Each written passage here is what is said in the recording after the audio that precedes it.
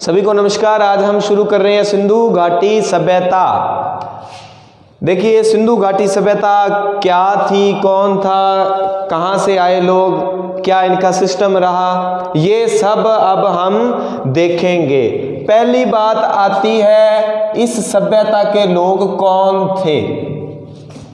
इसके बारे में देखो अलग अलग मत हैं, अलग अलग मत हैं। तो हमने ये देखना है कि सर्वाधिक जो प्रसिद्ध मत है, सबसे ज़्यादा माना गया है, वो कौन सा है। कहा जाता है सिंधु घाटी सभ्यता के लोग कौन थे, द्रविड़ थे। और ये मत किसने दिया, राखलदास बनर्जी ने। पहली बात, राहुल द्रविड़ नाम सुना है ना, राहुल द्रविड़ क्रिकेटर।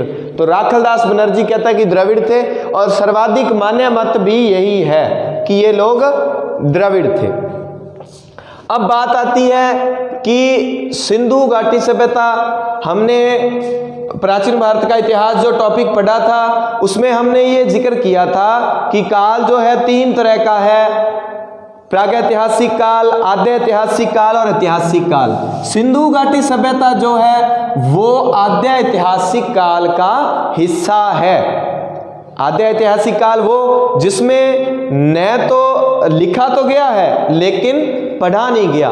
तो सिंधु घाटी सभ्यता को जानने का सर्वाधिक महत्वपूर्ण स्रोत क्या है जिससे हम कह सकें कि सिंधु घाटी सभ्यता के लोग कैसे थे, उनका जीवन यापन कैसा था। सर्वाधिक महत्वपूर्ण स्रोत हैं मोहरे। सिंधु घाटी सभ्यता को जानने का सर्वाधिक महत्वपूर्ण स्रोत क्या है, मोहरे हैं। बात क्लियर। दूसरी बात हम ये करते हैं, हमने ये किसी भी सभ्यता, सभ्यता का मतलब है कि बहुत पुरानी ये दुनिया, इसका टाइम पीरियड क्या रहा, काल क्या है। सिंधु घाटी सभ्यता का काल C14 कार्बन 14 पद्धति के अनुसार 2300 से 1750 ईसा पूर्व माना गया है। एक काल हमें और याद रखेंगे, सिंधु घाटी सभ्यता को यह नाम दिया था जॉन मार्शल ने। तो मार्शल ने इसका टाइम पीरियड क्या माना है, 3250 से 2750 ईसा पूर्व, ये माना है। ठीक है।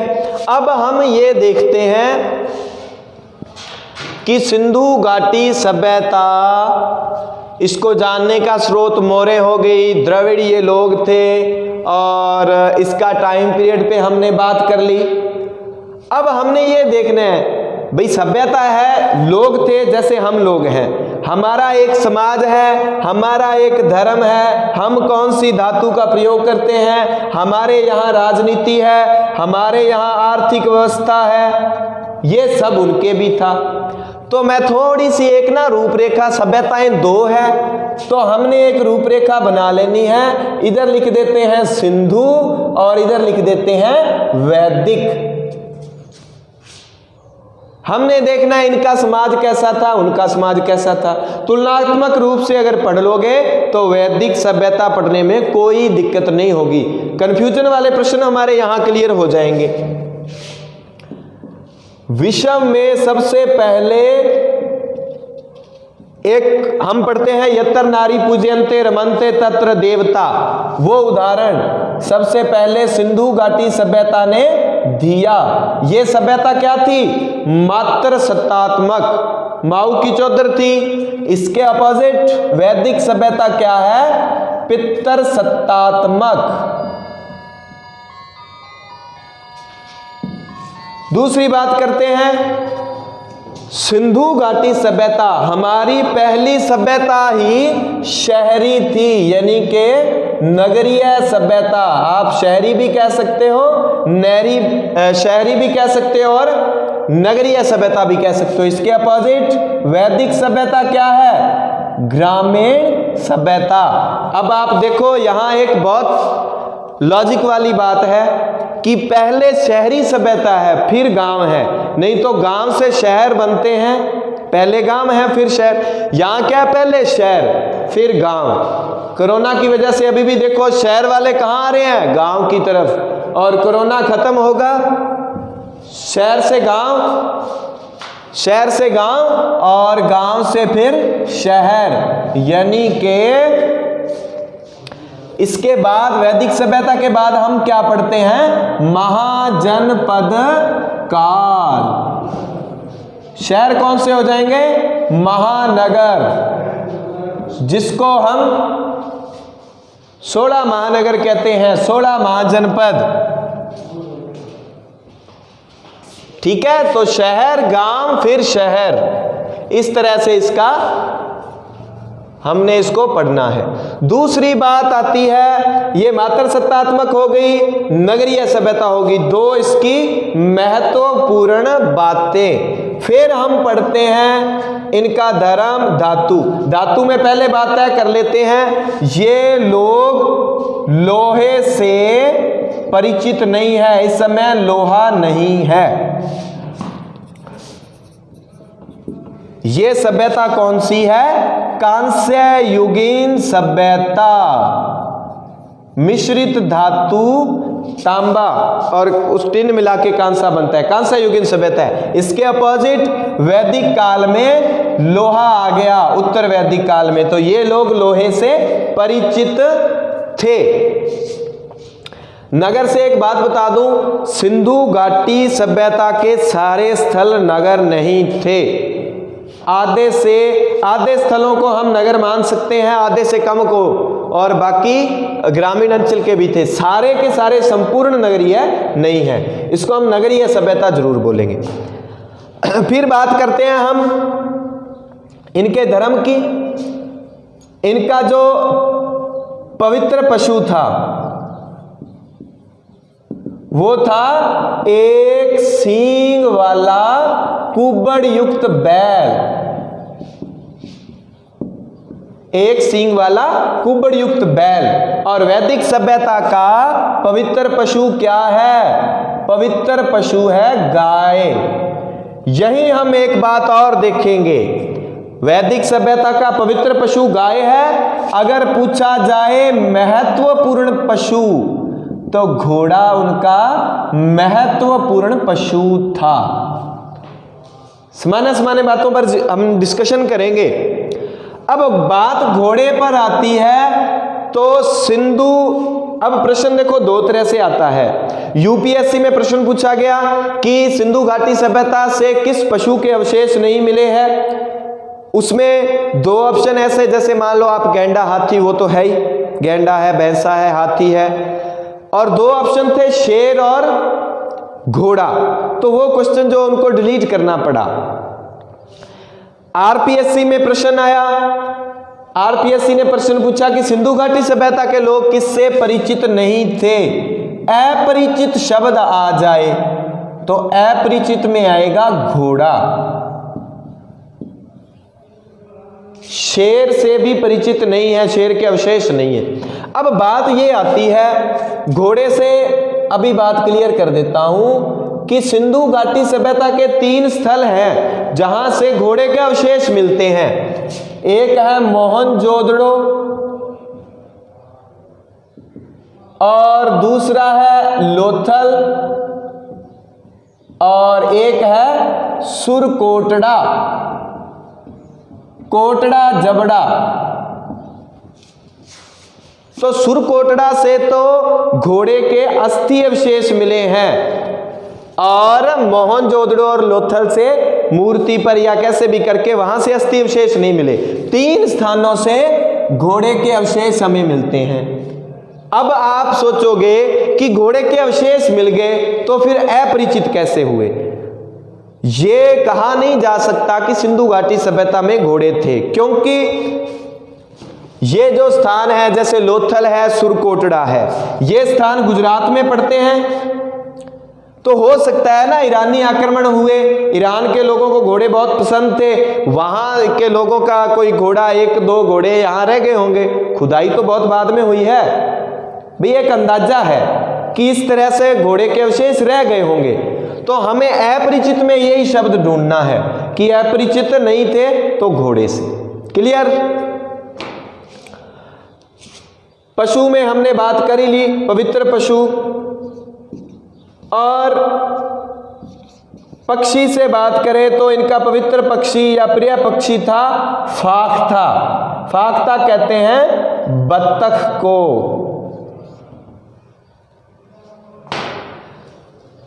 धर्म में एक बात और लिख दूं मैं, यहां पशु लिख देते हैं, यहां हम धर्म की बात कर लेते हैं। धर्म में ये लोग मूर्ति पूजक थे, सिंधु घाटी सभ्यता के लोग, और वैदिक वाले मूर्ति पूजक नहीं थे, मूर्ति पूजक नहीं थे। बात आती है राजनीति की। सिंधु घाटी सभ्यता का राजनीतिक सिस्टम है जनतंत्र वाला, जनतंत्रात्मक। इसके अपोजिट वैदिक सभ्यता में राजा की चौधर है, राजतंत्र है, राजतंत्रात्मक। ये बहुत ही इंपॉर्टेंट बातें हैं। अगर आप चार्ट के अकॉर्डिंग इसको अच्छे से याद कर लोगे तो कंफ्यूजन वाली बातें आपकी सब दूर हो जाएंगी।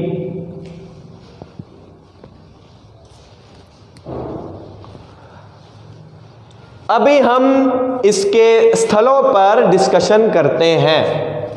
स्थलों के बारे में बस हम ट्रिक से पढ़ते रहेंगे। स्थल की बात करें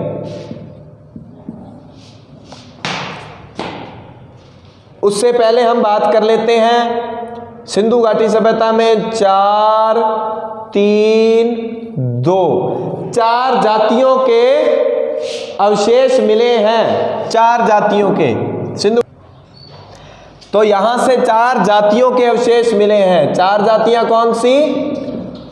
पूर्वी ऑस्ट्रेलियाइड,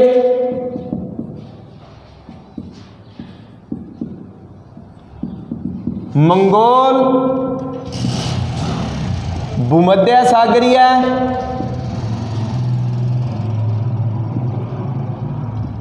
भूमध्य सागरीय और अल्पाइन।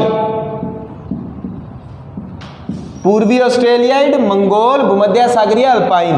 4 जातियों के अवशेष सिंधु घाटी सभ्यता से मिलते हैं। 3 में हम क्या बात करेंगे? सिंधु घाटी सभ्यता विश्व की 4 प्राचीन महान सभ्यताओं में से एक थी।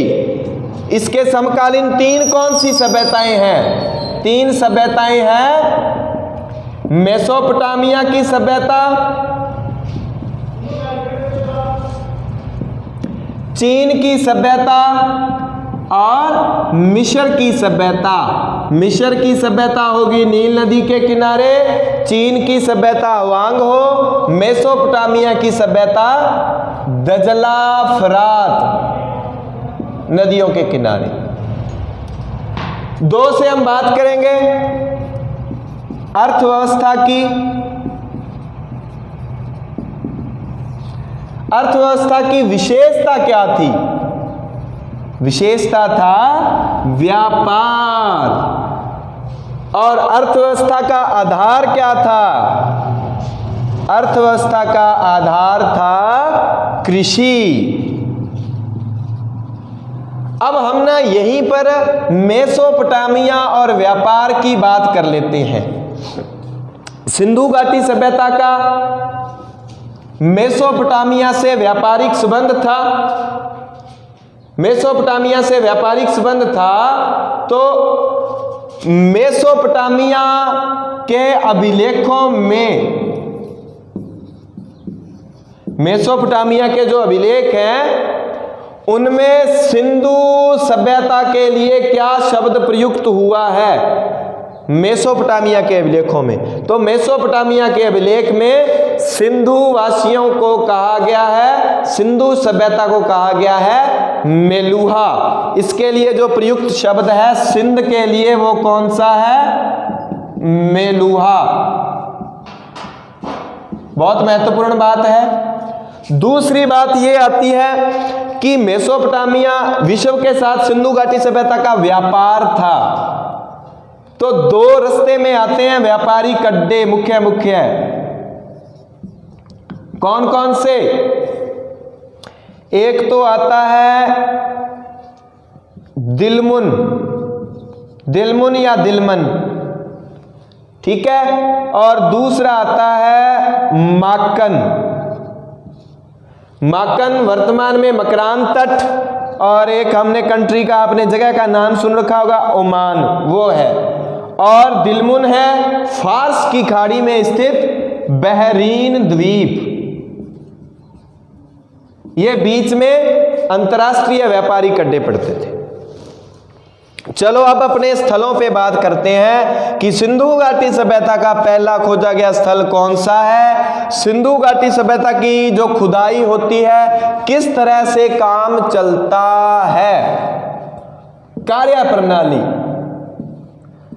देखिए, सबसे पहले इस सभ्यता की तरफ किसी का ध्यान गया, कोई बात चली तो 1826 में चली। 26 में क्या हुआ, एक व्यक्ति चला जिसका नाम है चार्ल्स। चार्ल्स की अच्छी थी, चार्ल्स मैसन। 1826 में सबसे पहले इसका ध्यान इस तरफ जाता है। उसके बाद छिक्कोचा लिखी दो, और उसके बाद ये हो गया 56 में किसका ध्यान जाता है, दो बंधु हैं, बर्टन बंधु। ये बर्टन जो है ना, एक जगह राजस्थान में इसका जिक्र होता है, major Burton. Major Burton, Kota में बर्टन का कोटा में सिर काटा था, तो वो बर्टन है। ये मेजर बर्टन जो है ना, ये बर्टन बंधु जो है 1856 में लाहौर से कराची, लाहौर बना दो, क्या है यहाँ कराची बना देते हैं, रेलवे लाइन बिछा रहे थे। अब ये मत सोचना कि दोनों भाई बिछा रहे थे, ये अंग्रेज हैं, काम तो लोग ही कर रहे थे। रेलवे लाइन में ईंटें कम पड़ गई, पास में एक दोहरा था टीला, छोटी है बर्तन को एक टीले में ईंट दिखाई देगी, कब ईंटियां पड़ी, कह चक लो। इन्होंने ईंटें यहां लगा दी। अब इनको कोई मतलब नहीं कि ये कोई सभ्यता है या क्या होगा, इनका काम रुका हुआ था, वो चल गया। आदमी का काम निकलना चाहिए, वो नहीं मतलब रखता कि क्या है क्या नहीं, उसका काम निकल गया। लेकिन कई बार शाम को तैयार थी गाड़ी, टैग शैग लगाया हुआ था, इन्होंने बात की कनिंगम से, क्या कनिंगम यार तेरे को बात बताते हैं, ऐसे करके वहां से ईंटें निकली। कनिंगम क्या, किसी को मत बताना। क्यों नहीं बताना, इसने कहा मैं करता हूं पहले भारतीय पुरातात्विक विभाग की स्थापना।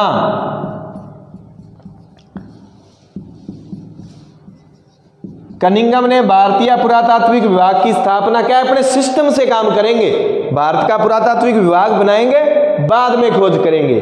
तो पहली बात कि भारतीय पुरातात्विक विभाग की स्थापना कब हुई, 1861 में। इसका प्रथम निदेशक कौन था,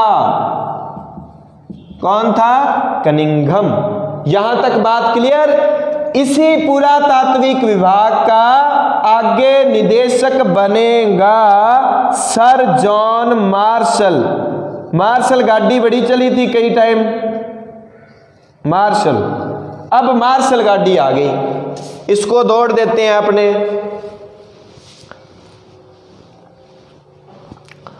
अब बात करते हैं मार्शल की। मार्शल ने क्या किया, निदेशक है पुरातात्विक विभाग का,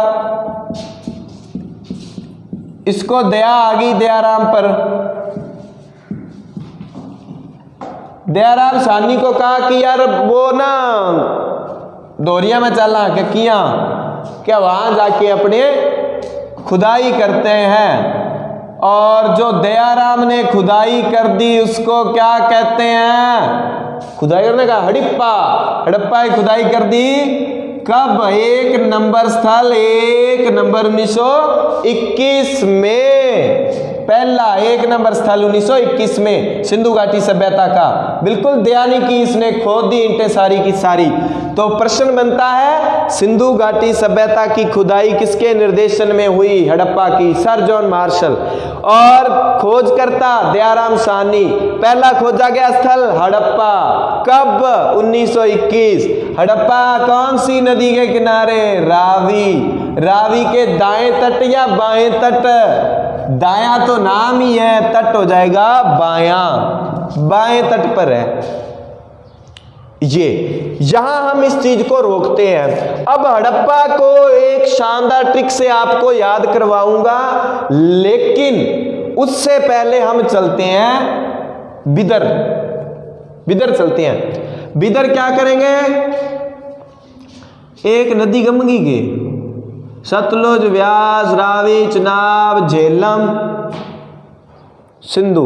एक नदी गुम हो गई है, आपने मेरे को बताना है कि कौन सी नदी है वो, या नहीं गुम हुई? चलो आप बताना, मेरे को तो नदियां बनानी नहीं आती, मेरे को बता देना कौन सी नदी गुम हुई है। अपनी वाले जो काम की है ना वो अपने पास पड़ी है, रावी। ये है रावी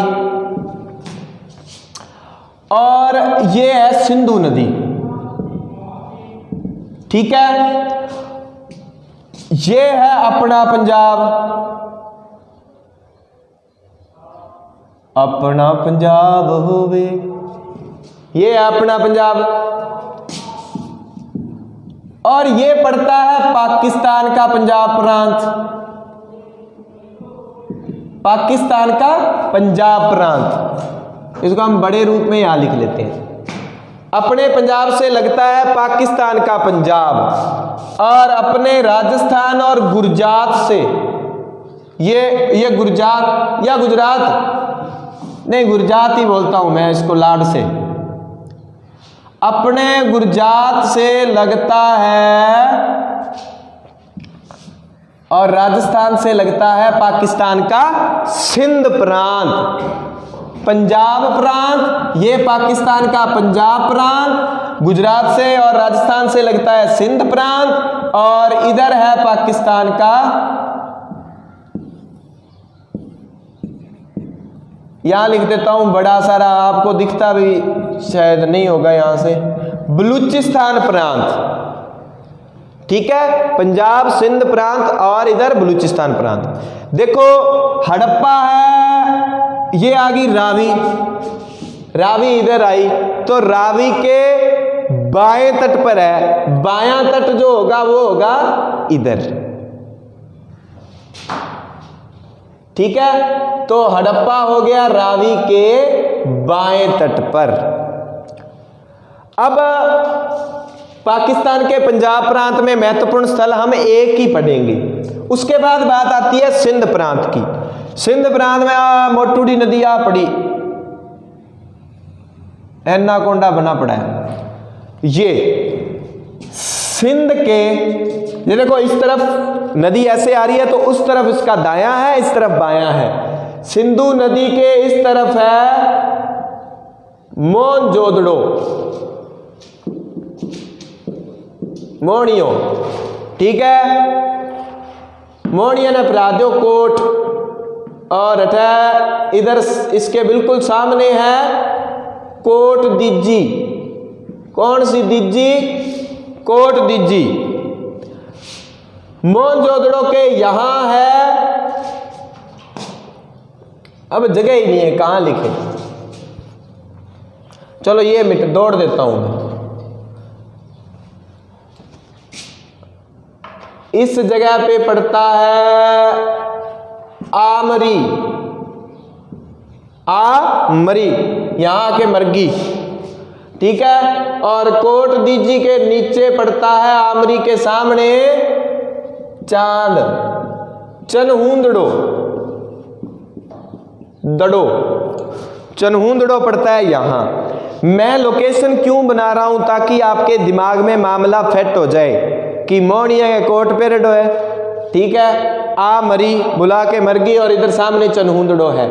क्योंकि प्रश्न देखो टेक्निकल प्रश्न आते हैं। मान लो कि सत्य असत्य का क्वेश्चन आ जाए, निम्न में से हड़प्पा से संबंधित असत्य कथन है, स्वास्तिक के चिन्ह मिले, पित्तल की इक्का गाड़ी मिल गई। हड़प्पा जो है वो रावी नदी के दाएं तट पर है। हमने हड़प्पा को बहुत पढ़ा है, दाएं बाएं को पढ़ा नहीं। क्वेश्चन उसने टेक्निकल बना दिया और हमारी जमानत हो गई जब्त।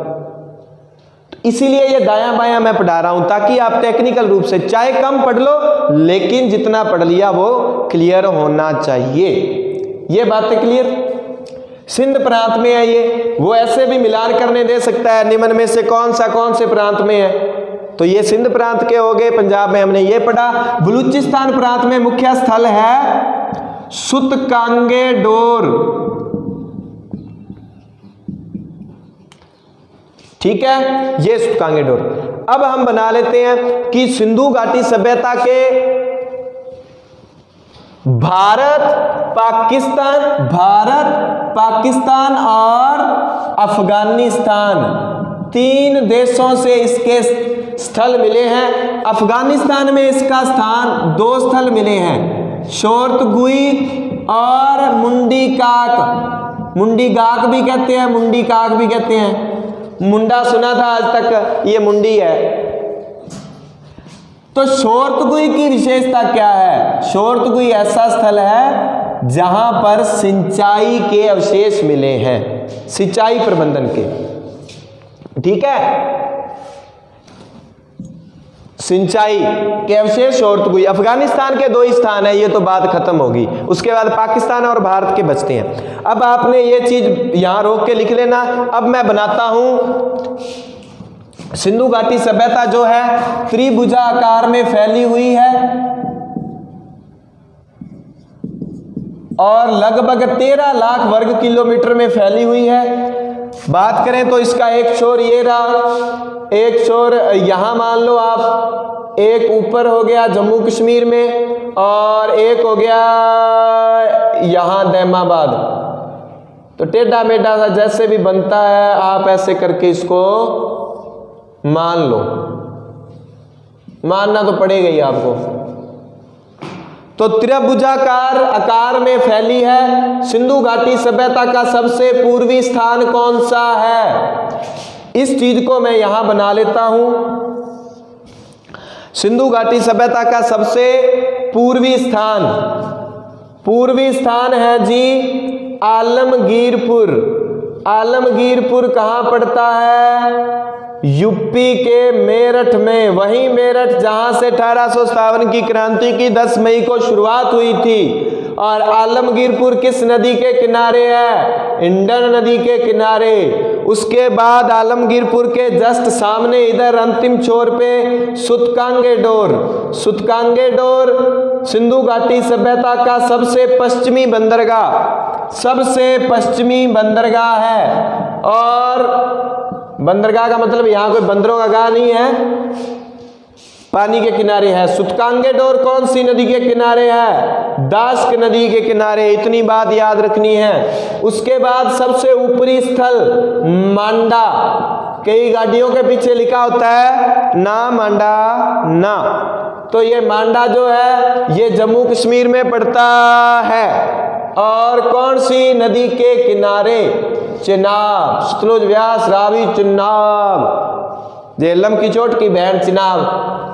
सिंधु घाटी सभ्यता का सबसे दक्षिण स्थल दैमाबाद कहां पड़ता है? महाराष्ट्र में। कौन सी नदी के किनारे? प्रवरा नदी। प्रवरा नदी जो कि गोदावरी की सहायक नदी है। और दैमाबाद की विशेषता यहां लिख देता हूं मैं। दैमाबाद में कांसे का, तांबे का रथ मिला है। यह दैमाबाद की विशेषता है। बस 4 स्थल हमने यहां से ही पढ़ लिए। अब हम क्या करते हैं, इसके एक एक स्थल को पढ़ना शुरू करते हैं। सबसे पहला खोजा गया स्थल है हड़प्पा। थोड़ा सा स्पीड से पढ़ाऊंगा। हड़प्पा का 1 नंबर स्थल 1921 में खोजा। दयाराम साहनी ने इसकी खोज की थी। जॉन मार्शल के निर्देशन में खोज हुई थी। इसको पढ़ने के लिए आपने एक गाड़ी बना लेनी है। गाड़ी बना दी मैंने, बहुत शानदार है, और 2 पहिए वाली गाड़ी है ये। ड्राइंग बहुत शानदार है मेरी, देख लो। ये है बैल, कुब्बड़ युक्त बैल, एक सींग वाला। सिंधु घाटी सभ्यता का पवित्र पशु क्या था? एक सींग वाला कुब्बड़ युक्त बैल। इस गाड़ी के टायर के ठीक ऊपर स्वास्तिक का चिन्ह बना हुआ है। गाड़ी के अंदर 2 लाइनें हैं, ए और बी। ये गाड़ी किस चीज की है? पित्तल की गाड़ी है। पित्तल की एक गाड़ी हो, पित्तल की इक्का गाड़ी।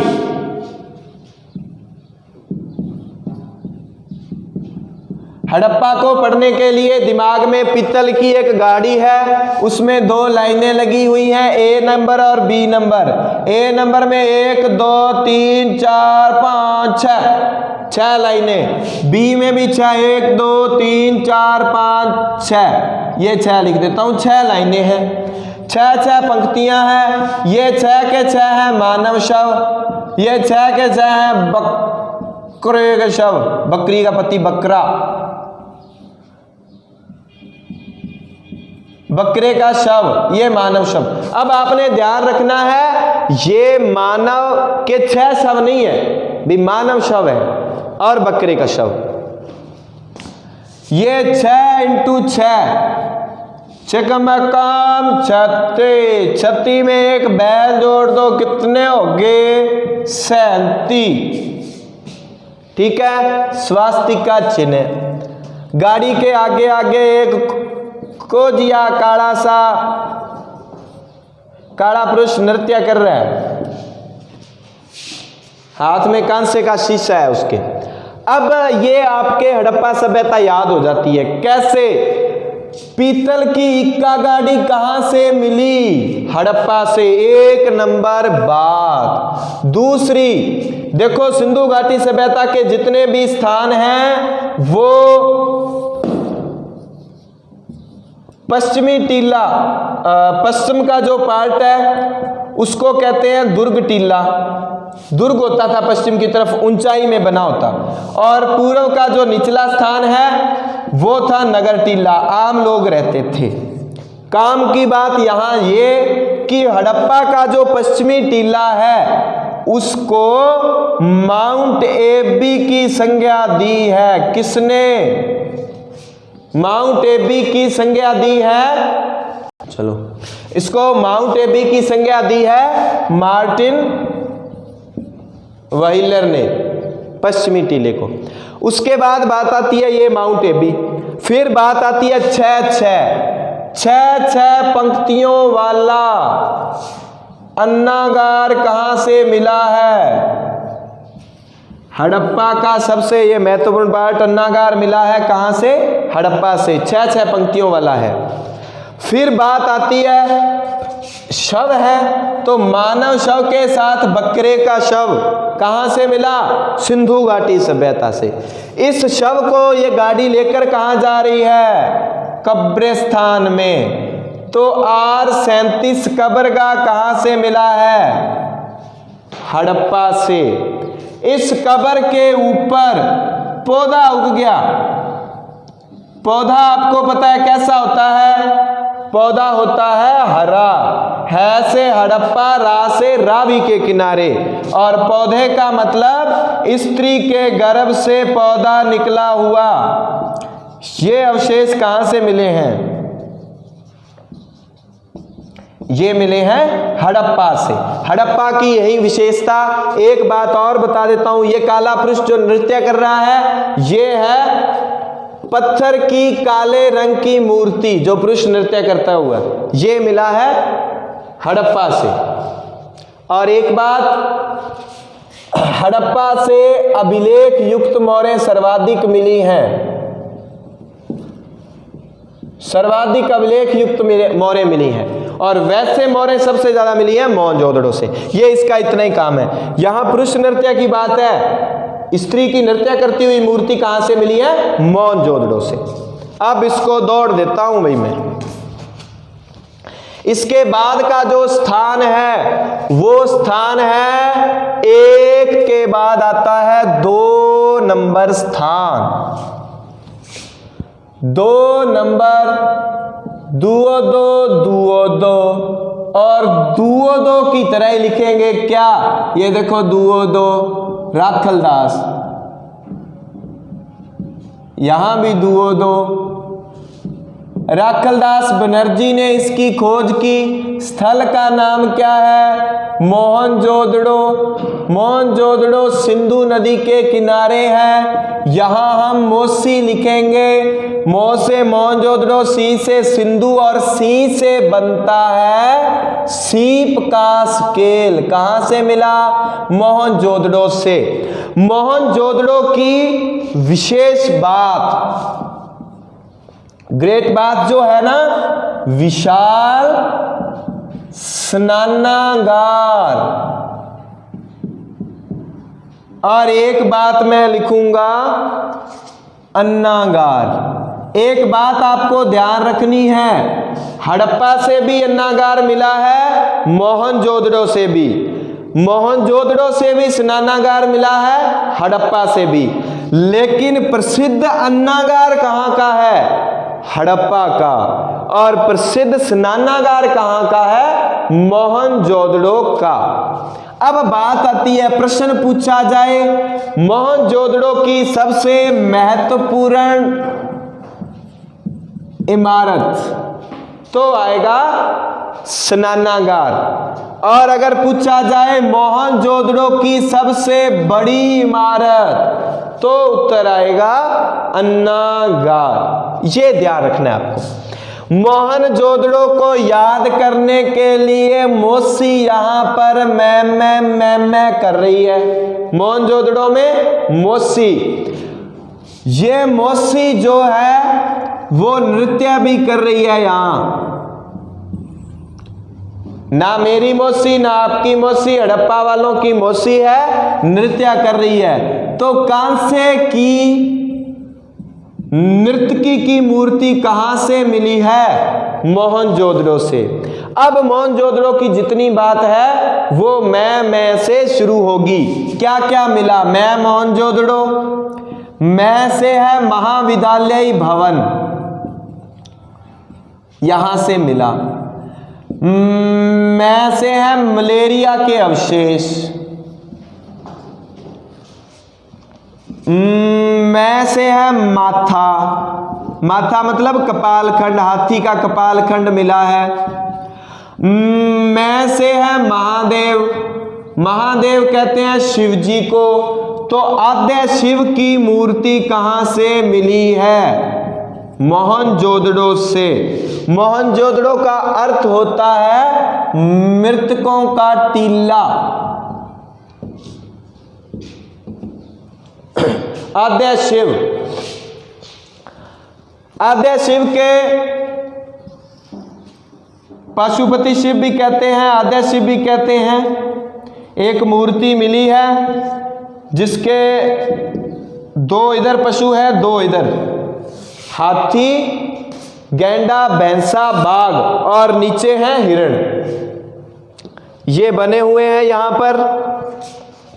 दूसरी बात हम करते हैं मैं से महान योगी। तो योगी की मूर्ति कहां से मिली है? मोहनजोदड़ो से। मोहनजोदड़ो मैं से महाविद्यालय, मैं से मलेरिया, मैं से माथा, मैं से महादेव, मैं से महान योगी। इस तरह से आपको याद करना है। इसके 4 पशु जो है वो याद रखने हैं आपको। गैंडा, भैंसा, हाथी, बाघ, ठीक है ये, और नीचे हिरण है। ये आपको याद करना। मोहनजोदड़ो के बाद हम आगे के स्थल की बात करते हैं, तो मोहनजोदड़ो के बाद 3 नंबर पे हम बात करेंगे तो स्थल आता है चनहुंदड़ो। चनहुंदड़ो की खोज 1931 में मजबूरी में करनी पड़ी मजूमदार को। चनहुंदड़ो में चांद शब्द छुपा हुआ है। चांद ऐसा होता है वक्राकार, वक्राकार चांद होता है। तो वक्राकार ईंटें कहां से मिली हैं? चनहुंदड़ो से। सिंधु घाटी सभ्यता का वह स्थल जहां पर दुर्ग के अवशेष नहीं मिले। तो आप सोचो, जहां वक्राकार ईंटें हैं वहां दुर्ग बन ही नहीं सकता, तो चनहुंदड़ो में दुर्ग नहीं है। एक बात यहां याद रखो, चांद सितारे मनके झुमके गुड़िया पुड़िया ये सब, तो चांद सितारे मनके, मनके गुड़िया, चांद सितारे मनके झुमके, तो मनके से है। मनके बनाने का कारखाना कहां से मिला है? चनहुंदड़ो से। जिस तरह बॉम्बे हमारी आर्थिक राजधानी है, उस तरह सिंध वालों की आर्थिक राजधानी सिंधु घाटी सभ्यता की थी चनहुंदड़ो।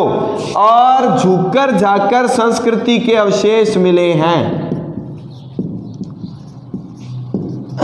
इतना ही है। सिंधु घाटी सभ्यता को आप सिंधु सभ्यता, सिंधु घाटी सभ्यता, हड़प्पा सभ्यता और सिंधु सरस्वती सभ्यता 3 नामों से जानते हो। सिंधु सरस्वती सभ्यता नाम क्यों दिया? क्योंकि सिंधु घाटी सभ्यता के सर्वाधिक जो स्थल हैं वो कहां पर मिले?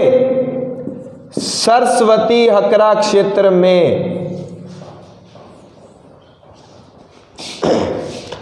चनहुंदड़ो के बाद बात आती है, देखो चनहुंदड़ो की खोज हमने की थी 1931 में। 31 और 22 कितने होते हैं? 53। 53 के आगे 19 लिख दो, 4 नंबर स्थल आ जाएगा कालीबंगा। कब खोजा? 1953 में। किसने खोजा? काड़ा अमल होता है, अमलानंद घोष ने। काड़ा अमल, अमलानंद घोष ने इसकी खोज की। बाद में 1961 से 69 के मध्य बीबी लाल व बीके थापर, इन्होंने इसका उत्खनन किया। अब आपको बात बताता हूं बीबी लाल की। बीबी लाल क्यों रहती है? आ जाओ इधर। सिंधु घाटी सभ्यता की लिपि को अभी तक पढ़ा नहीं जा सका। कौन सी लिपि थी? भाव चित्रात्मक, यानी के दाएं से बाएं चलती थी। इधर से इधर, फिर इधर से बिदर, बिदर से इधर, समझे? इधर बिदर, दाएं से बाएं चलती है और चित्रों के माध्यम से है। भाव चित्रात्मक, भावों को चित्रों के माध्यम से दर्शाया गया है। ये बीबी लाल कहता है ये लिपि है ब्रिस्टोफेदन। ये लिपि की बात इसलिए अब बताई है, पहले नहीं बताई आपको। कालीबंगा की बात करें, एक अमली आदमी है, नशेड़ी आदमी है, तो वो घर आएगा। घर आते ही उसके बीबी जो है बेलन मारेगी। तो बेलनाकार मोहरे, मेसोपोटामिया की बेलनाकार मोहरों के अवशेष कहां से मिले हैं? कालीबंगा से। दूसरी बात करेंगे कि जहां नशा हो उस घर की स्थिति क्या होगी? दीनहीन। सिंधु घाटी सभ्यता की दीनहीन बस्ती किसे कहेंगे? कालीबंगा को। दीनहीन बस्ती है मतलब घर किस कौन से हैं? कच्ची ईंटों के। कच्ची ईंटों के मकान कहां से मिले हैं? कालीबंगा से। कालीबंगा का अर्थ होता है काली चूड़ियां। फिर बात आती है कालीबंगा में काली पड़ गई हैं नालियां। काली पड़ गई है नालियों का मतलब अस्पष्ट नालियों के अवशेष। नालियां काली पड़ गई, अस्पष्ट नालियों के अवशेष। अब यहां मैं इसके बराबर में एक स्थल लिखता हूं बनावली या बनवाली। बनवाली या बनावली, इस स्थल की विशेषता, ये हरियाणा में पड़ता है। कालीबंगा, बनावली और राखी गढ़ी ये भी हरियाणा में है। ठीक है, अब आपको क्या बताना चाहता हूं मैं, कालीबंगा, काली, राखी, बनवाली, ये तीनों के तीनों स्थल हड़प्पा से भी पूर्व के हैं। प्राक हड़प्पा कालीन स्थल कौन से हैं? कालीबंगा, राखी गढ़ी और बनवाली। अस्पष्ट नालियां, काली में तो काली पड़ गई है नालियां। बनवाली, बनवाली में बनवानी है नालियां। तो सिंधु घाटी सभ्यता का एकमात्र स्थल जहां नालियों के अवशेष नहीं मिले। नालियों के अवशेष क्या है? यहां पर नहीं मिले हैं, बनावली में। बात क्लियर?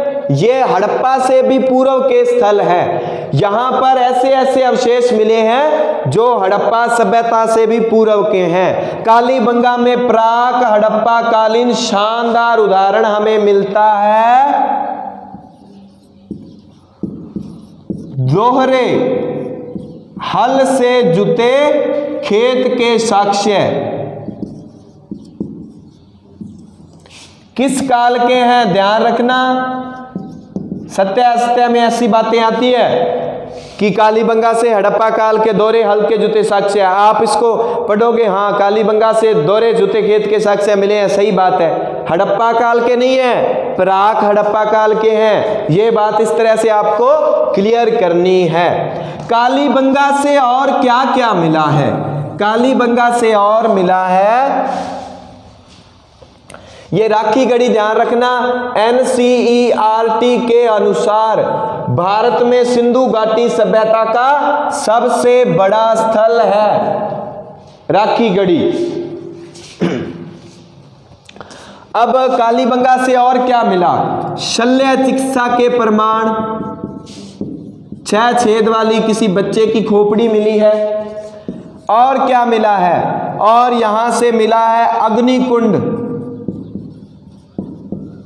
अग्निकुंड के प्रमाण कालीबंगा के साथ लोथल से भी मिले हैं। और कालीबंगा से क्या मिला है? शवाधान के अवशेष। ठीक है ये। और कालीबंगा से क्या मिला है? भूकंप के साक्ष्य, इसके साथ हिरण, ऊंट की अस्थियां, ये अवशेष मिले हैं कालीबंगा से। अब हम बात करते हैं, अब देखो अमलानंद, अमली जो होगा, इसके आगे का टॉपिक हमारा आता है 5 नंबर पॉइंट 53 के बाद 1955, 55-56। जब घर का मुख्य सदस्य अमली होगा तो घर के लोग रो पड़ेंगे। मुख्य अमली है तो घर के रो पड़ेंगे, तो यहां से क्या आ गया? रोपड़। तो उनको किसी ने कहा भाई रो क्यों रहे हो? भाई घर वाला तो अमली है, तो बोले यज्ञ करवा लो। यज्ञदत्त शर्मा, रोपड़ की खोज कौन कर रहा है? यज्ञदत्त शर्मा। रोपड़ की विशेषता, मानव के साथ कुत्ते को दफनाया गया है। मानव के साथ कुत्ता शव ये दफनाया गया है। ऐसे ही अवशेष नवपाषाण काल में बुर्ज होम कश्मीर से मिले हैं। इनडायरेक्टली ऐसा क्वेश्चन बन सकता है, सिंधु घाटी सभ्यता का वह स्थल जिसकी विशेषताएं नवपाषाणकालीन स्थल बुर्ज होम से मिलती है, तो वो क्या है? रोपड़। रोपड़ पंजाब में पड़ता है। पंजाब का मतलब है 5 नदियां। 5 से याद आया, 5 संस्कृतियों के अवशेष मिलते हैं। ये बात। अब इसके बाद हम बात करते हैं रोपड़ के आगे।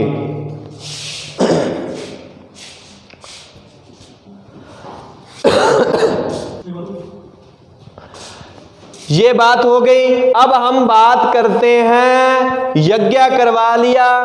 एक बात हमसे छूट गई है, वो बात ये थी कि कालीबंगा से अलंकृत ईंटों के अवशेष मिले हैं, अलंकृत फर्श। अब हम बात करते हैं सिंधु घाटी सभ्यता का बहुत ही शानदार प्यारा सा स्थल लोथल। लोथल की खोज किसने की है?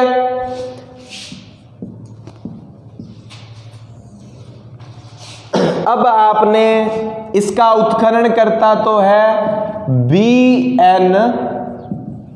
राव। इस बंदे ने इसका उत्खनन किया है।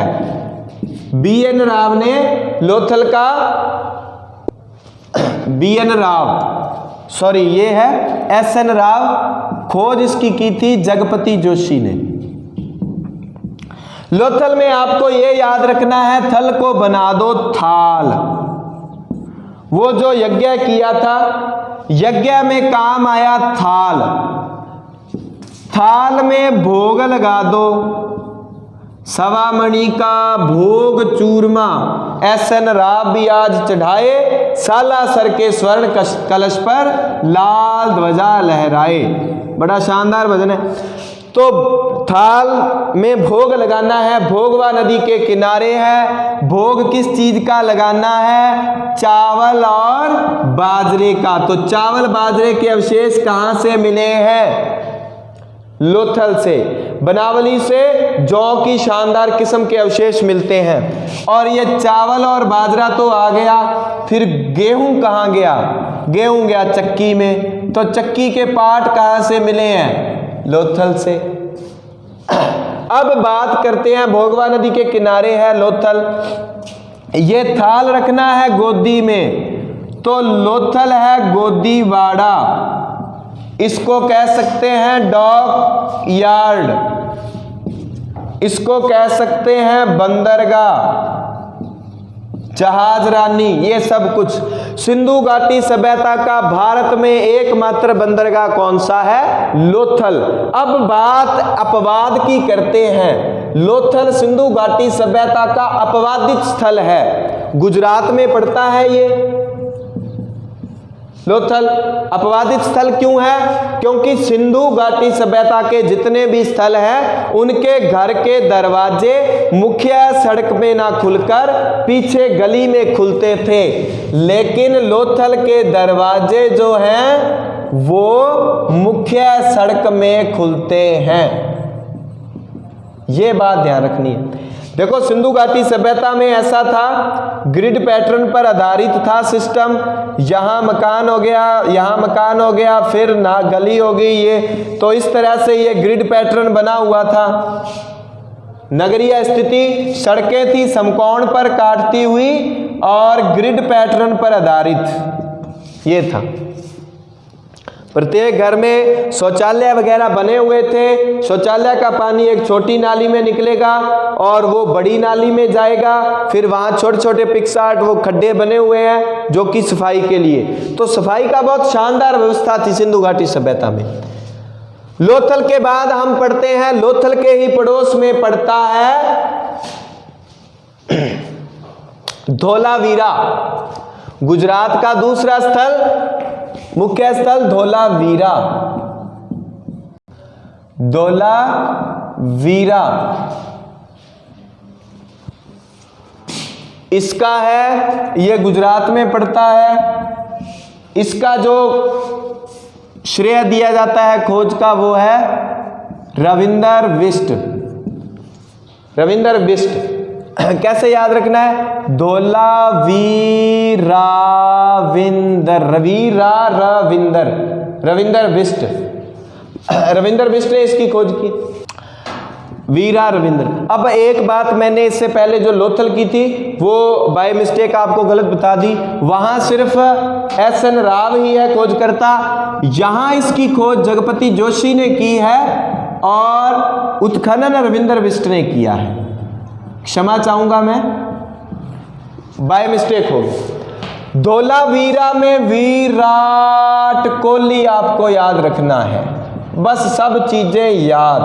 धोलावीरा की एक बात बता देता हूं, सिंधु घाटी सभ्यता में सबसे बड़ा अभिलेख, सबसे लंबा अभिलेख कहां से मिला है जिसमें 17 अक्षर लिखे हुए हैं, वो धोलावीरा से ही मिला है। और विराट कोहली भी आपको बताया लंबा ही चलता है काम इसका। विराट, धोलावीरा, विराट कोहली एक खिलाड़ी है। सिंधु घाटी सभ्यता के जितने भी स्थान हैं वो 2 भागों में बटे हुए हैं। गुजरात में अपवाद ही अपवाद पड़े होते हैं, सब अलग करते हैं गुजरात वाले, नरेंद्र मोदी जी गुजरात वाले। तो धोलावीरा अपवाद कैसे है कि सिंधु घाटी के सभ्य स्थल जो हैं वो 2 भागों में बंटे हुए हैं और जो धोलावीरा है वो 3 भागों में बंटा हुआ है। धोलावीरा 3 भागों में बंटा हुआ है। तो हम ये कर लेंगे, विराट कोहली खिलाड़ी है, खिलाड़ी होगा तो खिलाड़ी के खेलने के लिए स्टेडियम होगा। स्टेडियम के साक्ष्य कहां से मिले हैं? धोलावीरा से। तो हम बात कर लेंगे कि एक तो दुर्ग वाला हो गया, एक नगर वाला हो गया, तो बीच में इनके स्टेडियम बना देते हैं, बात खत्म। अब देखो, विराट कोहली एक खिलाड़ी है, इसके लिए पानी जो है वो दूर दूर से आता है। अच्छा खिलाड़ी है तो बहुत अच्छा, बहुत ही उत्तम पानी आता है। उत्तम जल प्रबंधन के साक्ष्य कहां से मिले हैं? धोलावीरा। अब देखो, खिलाड़ी है, इसका अलग सिस्टम होगा, 4 बजे उठना है, इतने बजे ये करना है, वर्कआउट करना है, वो करना है, मतलब इसका अलग से एक खिलाड़ी का सूचना पट बना होता है। तो सूचना पट के अवशेष कहां से मिले हैं? धोलावीरा से मिले हैं। बस ये है, धोलावीरा याद करना है तो एक विराट कोहली को याद रख लो, आपके याद रह जाएगा। ये भी गुजरात में मिला है। एक बात, इंपॉर्टेंट बात जो रह गई है शुरू में करनी, चलो अब कर लेते हैं। वो बात ये है कि हड़प्पा प्लस मोहनजोदड़ो, इसको सिंधु घाटी सभ्यता की जुड़वा राजधानी कहा जाता है। जुड़वा राजधानी कहा किसने? स्टुअर्ट पिगट ने। फिर बात आती है, ये तो है जुड़वा यानी 2 राजधानियां, तो तीसरी राजधानी कौन सी होगी? हमने 3 नंबर पे लिखा था और ऐसा आदमी था जिसने खोज की, अमला। ये देखो 3 नंबर स्थल और तीसरी राजधानी, और ये कहा है पंडित दशरथ शर्मा ने। अब सिंधु घाटी सभ्यता की हमने मुख्य बातें पढ़ ली है। बात यही रही है कि ये बाहर से क्या क्या मंगवाते थे। तो सिंधु घाटी सभ्यता में टिन कहां से आता था? अफगानिस्तान से। चांदी कहां से आती थी? ईरान, अफगान से, ये भी। फिर आता है तांबा खेतड़ी राजस्थान से आता था। फिर बात आती है सोने की। सोना हमारे भारत में कहां से आता था? दक्षिण भारत के कर्नाटक से आता था। फिर बात आता है लाजवर्द, नील कहते हो क्या आप? ये आता था बदख्शां अफगानिस्तान से। बदख्शां अफगानिस्तान से, यहीं से नील रतन भी आते थे, नील रतन।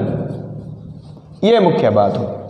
अब सिंधु घाटी सभ्यता की लगभग बातें हमने कर ली है, कुछ दो चार जो बातें बची होंगी वो हमने 12वीं क्लास के अध्याय शुरू कर रखे हैं। इस एक क्लास के 12वीं की 1-2 क्लास के बाद सिंधु घाटी सभ्यता उसमें भी करवाई जाएगी, पूरी की पूरी उसमें फिनिश कर दी जाएगी, ताकि जितने भी कंपटीशन की तैयारी करने वाले लोग हैं उनकी 12वीं की बुक भी साथ की साथ चलती रहे।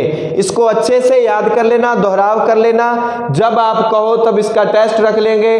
कमेंट बॉक्स में कमेंट करके बताना किस किस कंपटीशन की तैयारी कर रहे हो, और जिसको जो जो विषय का टेस्ट चाहिए वो मेरे व्हाट्सएप नंबर दिए होते हैं, व्हाट्सएप नंबर के साथ जुड़ जाएं। तो हमारे sir Prakash ji sir test बना ही रहे हैं अलग अलग विषयों के, हिस्ट्री का मैं टेस्ट बना लूंगा और टेस्ट आपको बना दिए जाएंगे और आप ये सूचना दे दें में।